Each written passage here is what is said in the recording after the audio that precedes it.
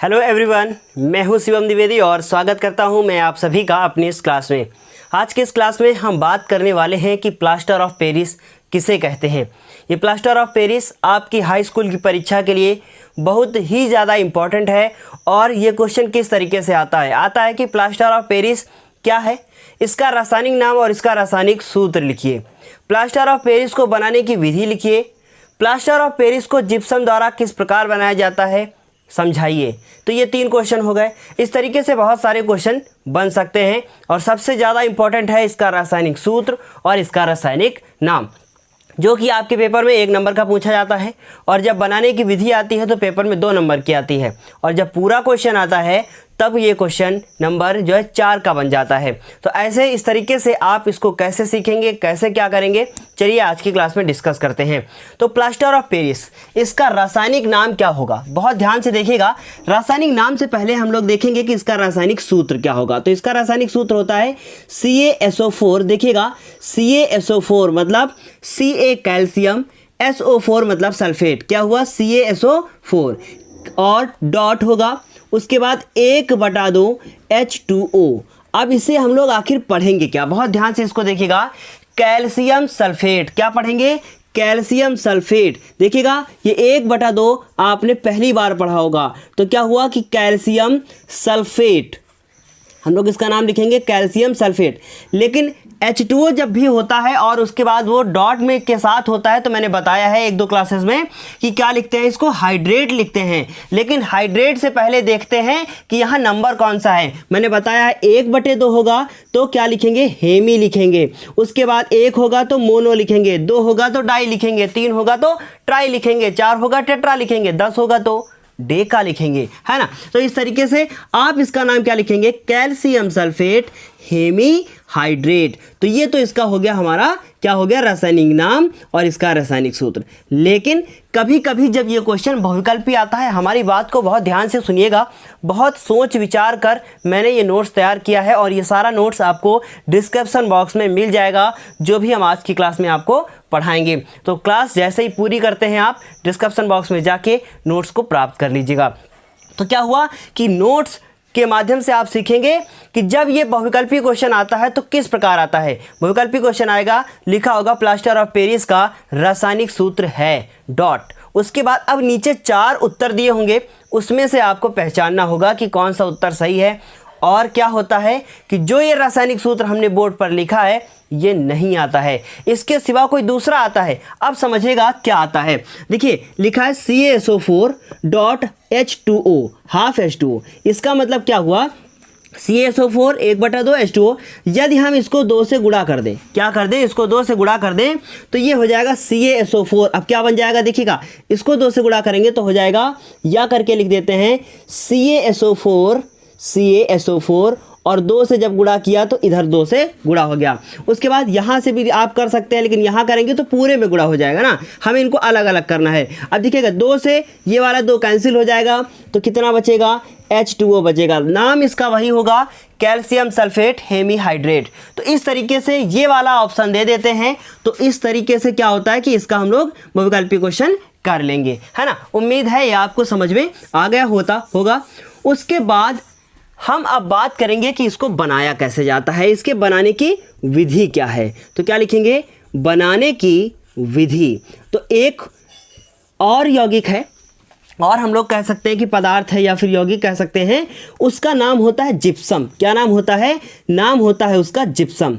तो हम लोग जिप्सम को, बहुत ध्यान से सुनिएगा, जब जिप्सम को गर्म करना शुरू करते हैं तब प्राप्त हो जाता है प्लास्टर ऑफ पेरिस। लेकिन गर्म करना भी तो है, और कितना गर्म करना है, इस जिप्सम को हमें गर्म करना शुरू करना है। और कितना गर्म करना है, 120 डिग्री सेल्सियस तक ताप पर हमको इसको गर्म करना है।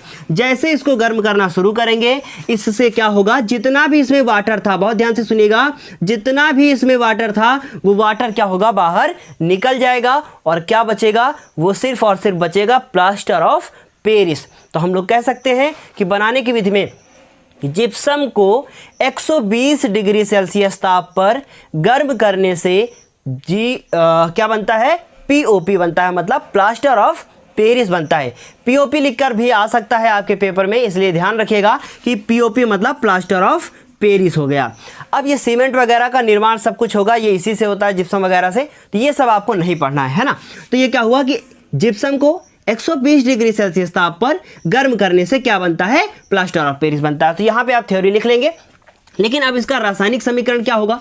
रासायनिक समीकरण ये होगा, जिप्सम का जो फॉर्मूला होता है वो होता है बिल्कुल इसी तरीके से होता है, लेकिन CaSO4, बहुत ध्यान से देखिएगा, CaSO4.2H2O, क्या नाम होगा, CaSO4.2H2O। मतलब आप इसको देखें और समझ लें कि बस ये उल्टा करके फिर से 2 लिख दिया गया है। तो ये क्या हो गया, कैल्शियम सल्फेट डाइहाइड्रेट, इसका नाम लिख दें कैल्शियम सल्फेट डाइहाइड्रेट। ये सब आप लिख लीजिएगा और ये सब कुछ आपके पेपर के लिए मोस्ट इंपॉर्टेंट है, कैल्शियम सल्फेट डाइहाइड्रेट, और इसको ही हम लोग कहते हैं जिप्सम। अब देखिए क्या होगा, ये कैल्शियम सल्फेट है और इसके पास कितना पानी है, इसके पास पानी है, अगर हम कहें मजाक की भाषा में तो क्या होगा, ये इसके पास 2 बाल्टी पानी है, मतलब इसके पास 2H2O है। अब आप बहुत ध्यान से देखिएगा कि किसी के पास यदि 2 बाल्टी पानी है, इसका मतलब क्या हुआ कि 1 बाल्टी पानी ये हो गया, 1 ये हो गया, है ना। अब इसको हम 2 हिस्सों में तोड़ देते हैं। अब आधी बाल्टी ये हुई, आधी बाल्टी ये हुई, और आधी ये और आधी ये बाल्टी हुई। अब क्या करता है, जब ये इसको हम लोग गर्म करना शुरू करते हैं तो इसके कितने अणु हैं पानी के हमारे पास है 2 अणु। 2 में से आधा अणु निकल जाता है, क्या होता है, 2 में से आधा अणु निकल जाता है, मतलब क्या होगा कि आधा अणु इसके साथ जुड़ के आएगा CaSO4, बहुत ध्यान से देखिएगा CaSO4, और आधा अणु इसके साथ जुड़ जाता है H2O, और उसके बाद अब कितना बचेगा, देखिएगा 2 में से यदि आपने आधा निकाल लिया है तो मतलब आपके पास आधा आधा और आधा 3 बार बचा है, और इनको जब जोड़ेंगे तो कितना आ जाएगा, 3/2H2। बस यही समझना होता है कि CaSO4.12H2O is equal two plus लिखेंगे 3/2, फिर कितना हो गया 3/2H2O। अब चाहें तो आप 1/2 और 3/2 को जोड़ कर देख लीजिए, फिर से 2H2O बन जाएगा, मतलब कितना हो जाएगा, 2 अणु पानी के पूरे हो जाएंगे। तो उम्मीद है ये समझ में आ गया होगा। अब ये जो ये लिखा है ये क्या है, ये हमारा है प्लास्टर ऑफ पेरिस, इसे आप ऐसे लिख सकते हैं, प्लास्टर ऑफ पेरिस है। तो कह सकते हैं कि हम लोग कि जिप्सम को 120 डिग्री सेल्सियस ताप पर गर्म करने से प्लास्टर ऑफ पेरिस बनता है। इसका रासायनिक सूत्र भी जान लिया आपने, इसका रासायनिक नाम भी जान लिया। अब हम बात करें कि आखिर इसका भौतिक गुण क्या होगा, भौतिक गुण आखिर इसका क्या होगा। तो हम लोग सबसे पहला जो हमारा इंपॉर्टेंट पॉइंट है वो है इसका भौतिक गुण का, कि ये सफ़ेद रंग का क्या होता है, चूर्ण होता है। बिल्कुल आप जानते हैं प्लास्टर ऑफ पेरिस मतलब जो दीवार में ऊपर पेंटिंग वगैरह करने के लिए, डिज़ाइन वगैरह बनाने के लिए जो प्लास्टर ऑफ पेरिस पीओपी घर पे आता है उसे ही प्लास्टर ऑफ पेरिस कहते हैं, है ना। तो उसका फुल फॉर्म है पीओपी का प्लास्टर ऑफ पेरिस।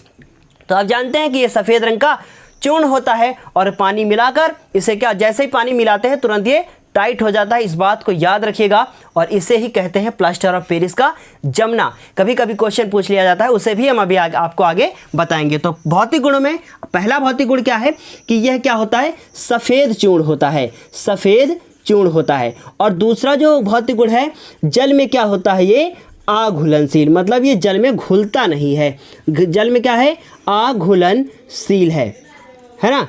उसके बाद ये भौतिक गुण हो गए। भौतिक गुण के बाद अब हम बात करेंगे इनके रासायनिक गुणों की। तो रासायनिक गुण में क्या लिखेंगे उसे आपको हम बताते हैं।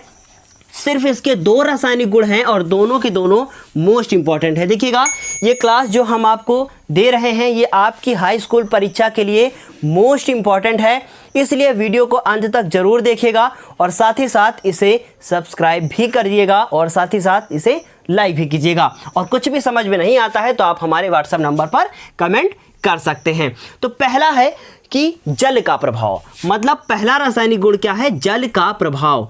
अब जल का प्रभाव, इसका अर्थ क्या हुआ, इसका अर्थ यह हुआ कि जब प्लास्टर ऑफ पेरिस में जल डाला जाता है तो क्या होता है। अभी हमने आपको प्लास्टर ऑफ पेरिस का फॉर्मूला बताया था, क्या बताया था, CaSO4, अब हाफ H2O, ये तो हो गया हमारा प्लास्टर ऑफ पेरिस। उसके बाद अब इस प्लास्टर ऑफ पेरिस में हम लोग जल डाल दें, क्या डाल दें, पानी डाल दें। तो हम लोग क्या करते हैं, इसके पास आधा बाल्टी पहले से था, 3/2 हम लोगों ने और डाल दिया, मतलब 1.5 बाल्टी और डाल दी, तो ये 3/2 का मतलब 1.5 होता है ना। अब क्या हुआ, इनको दोनों को अगर जोड़ दें तो क्या बन जाएगा, आप बता देंगे कि CaSO4 और डॉट 2H2O। अब अगर ध्यान से इसको देखा जाए तो ये वही रिएक्शन है जो इससे पहले आपने की है, बस इसमें क्या हुआ, जो इधर लिखा था वो इधर है, जो इधर लिखा था वो उधर है। तो हम लोग कह सकते हैं कि जब प्लास्टर ऑफ पेरिस को जल उसमें डाला जाता है, प्लास्टर ऑफ पेरिस में, तो वो जल को सोख लेता है और जल को सोखने के बाद क्या बनाता है, वो जिप्सम बनाता है। रिएक्शन उल्टी हो गई, गर्म करेंगे तो प्लास्टर ऑफ पेरिस बनेगा और जब हम उसमें पानी मिलाएंगे, किसमें, प्लास्टर ऑफ पेरिस में, तो वो बन जाएगा जिप्सम। तो ये प्लास्टर ऑफ पेरिस था, पानी मिलाया, क्या बन गया, ये बन गया हमारा जिप्सम बन गया। तो उम्मीद है इतना तो आपको समझ में आ ही गया होगा। अब इस जो रिएक्शन को हम लोग कहते हैं इसको पीओपी का जमना। अब पेपर में कभी कभी ये क्वेश्चन आ जाता है कि प्लास्टर ऑफ पेरिस का जमना क्या है, और किसी भी क्लास में आपको ये नहीं पढ़ाया जाता है, क्योंकि ये जब एनसीईआरटी नहीं था उससे पहले का क्वेश्चन है और ये रिपीट हो सकता है, इसलिए इसे ध्यान में ज़रूर रखिएगा। 2012 से लेकर 2017 तक का पेपर उठाइए और कोई कौन सा ऐसा ईयर है जिसमें ये क्वेश्चन नहीं पूछा गया है, आप मुझे ढूंढ कर बताइए। ये हर साल पूछा जाता है। तो प्लास्टर ऑफ पेरिस का ये पहला हो गया, गुड। उसके बाद किसी को रिएक्शन समझ में नहीं आती है तो हमें कमेंट में ज़रूर बताएं। उसके बाद अब उष्मा का प्रभाव, दूसरा क्या है, उष्मा का प्रभाव। अब उष्मा का प्रभाव, उष्मा का मतलब क्या है कि अब हम लोग प्लास्टर ऑफ पेरिस को गर्म करना शुरू करेंगे, उसको उष्मा देना शुरू करेंगे। तो देखिएगा, बहुत ध्यान से हमारी बात को सुनिएगा कि उष्मा के प्रभाव में आप कह सकते हैं कि जब प्लास्टर ऑफ पेरिस को क्या करते हैं, गर्म करते हैं, तो उसके पास कितना होता है, आधा H2O होता है, मतलब 1/2 H2O होता है।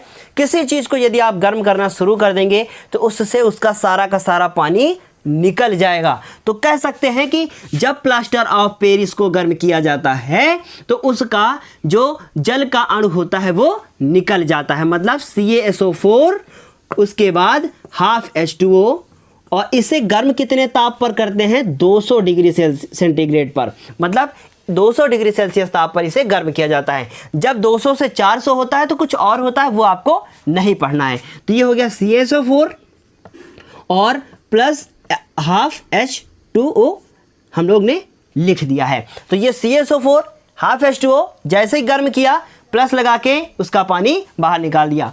इसका फॉर्मूला क्या है, इसका फॉर्मूला है जो CaSO4, उसका जो रासायनिक नाम हम लोग लिखेंगे कैल्शियम सल्फेट, और उसके बाद ये क्या है, ये हमारा है प्लास्टर ऑफ पेरिस। तो उम्मीद है ये भी समझ में आपको आ गया होगा। अब इसके हम लोग यदि उपयोग की बात करें तो उपयोग तो आप लोग बहुत अच्छे से जानते हैं प्लास्टर ऑफ पेरिस के, कि घर में जो दीवार हमारी खुरदुरी हो जाती है उसको चिकना बनाने में प्लास्टर ऑफ पेरिस का उपयोग होता है। तो आप कह सकते हैं कि दीवारों को चिकना बनाने में।